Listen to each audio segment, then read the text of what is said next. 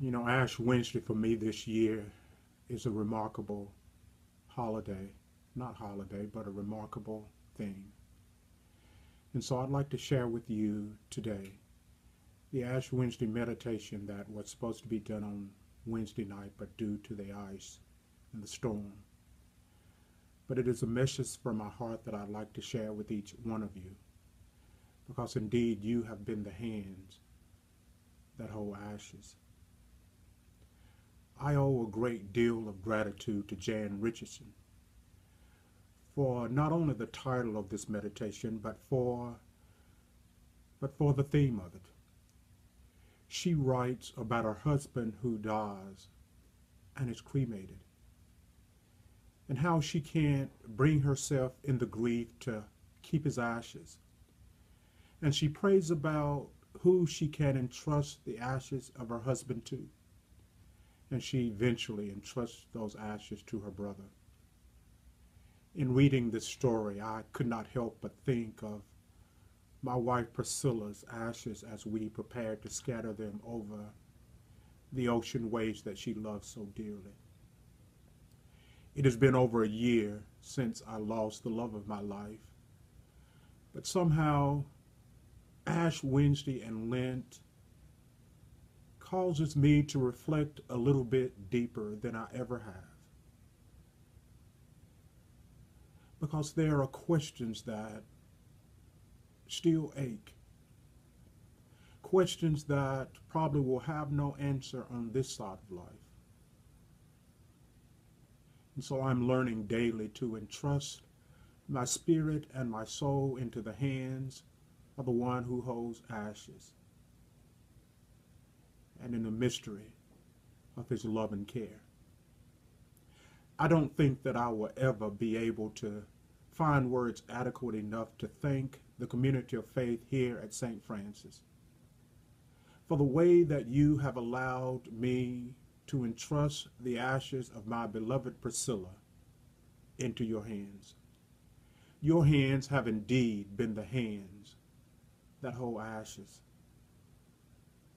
As I think about it, I think about Pam and Dominique Shrug, how they spent hours sitting in a Duke clinic as Priscilla went through grueling tests to see if she would be admitted into the lung trans program at Duke.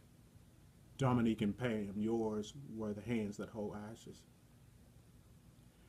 I remember Walter Hayes, chair of staff parish at the time, and the words that he shared at Priscilla's memorial service. Those words still bear me up and encourage me and strengthen me. Walter, yours are the hands that hold ashes.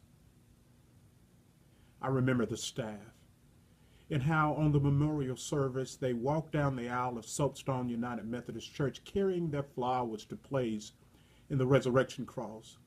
And each one of them made it a point to reach out and hug me.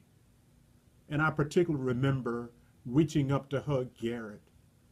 I hadn't realized how tall he was until that time. But theirs were the hands that hold ashes. I remember Tom Moore.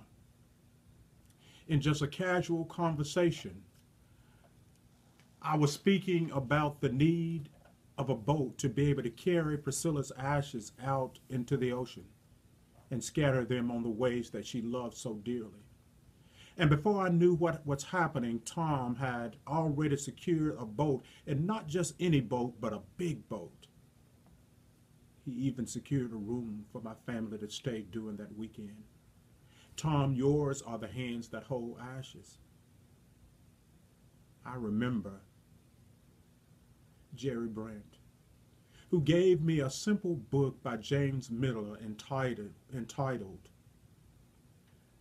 Winter Grief, Summer Grace, Returning to Life After the Loss of a Loved One. Jerry, yours are the hands that hold ashes.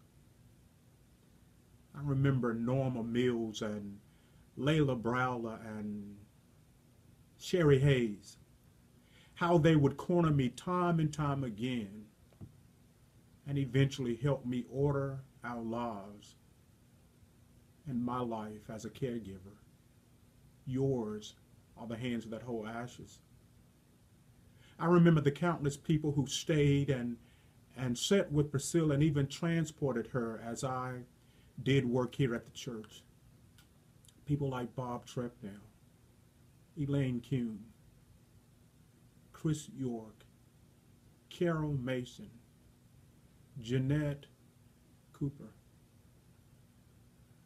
John and Kelly Russian, and again, John Lane and his wife. Yours were the hands that held ashes, and I can't even begin to understand how I made it. All I know is that this community of faith were the hands that held ashes. And as I continue to struggle and go through this time, particularly with Ash Wednesday and Lent, the one thing that holds in my mind and in my spirit is this image of people, the people of God, with the mark of the cross on their foreheads. The sign of repentance, signs of release, signs of a stubborn hope. Now, I may not ever understand the ache of the mystery of the ashes, but at least I can hold on to the hand of the one who bears me up. The hands of the one who bears us all up, especially as we walk through this journey with Jesus during Lent. As we walk with him toward the holy city, toward Jerusalem, towards the agony and the betrayal, the cross, and death. Now, I can't explain it, but somehow through this journey, there is a dying to an old way of seeing, an old way of living, an old way of being, an old way of identity. And there is a being raised to a new way of seeing, a new way of living, a new way of being, a new way of identity. There's something about this journey that as we walk through these agonizing 40 days, that is transformative, that can renew us, that gives us a stubborn hope, that lets us know that even though we are mortal, even though we sin, even though we fall far short of the glory of God, there's something about being in the hands of the one who walks with us even through the valley of the shadow of death. And so as I reflect on Ash Wednesday of last night, and as I reflect on the days ahead, there's one question that sticks in my mind. God, will you meet us? Will you meet us in the ashes? Will you meet us in the ache? These ashes remind us of our own mortality. These ashes remind us that God has this amazing ability to take cold, dead ashes and create something that we can never create. Out of dust, God gave us life. There's something about these ashes that remind us that God has answers that we can never know, that God provides paths that we can never find. God is the one who ultimately holds ashes in his hands. And so as you remembered on last night that you were formed from dust, and to dust you shall return, know that there is something yet in the hands of this God who holds ashes. Somehow the dam is lifted, and there is the possibility of repentance. There is release. Forgiveness is given. Mercy is offered. And the tidal wave of grace comes pouring out. The hands that hold the ashes. I cannot begin to imagine holding on without a community of faith. The people of God marked with the sign of the cross in their foreheads, sharing this journey with one another. The journey of transformation, the journey of Lent, the journey through the wilderness, the journey through even death.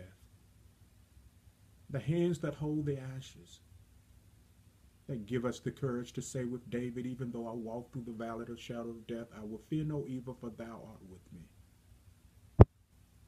These are the hands that hold the ashes. Thanks be to God.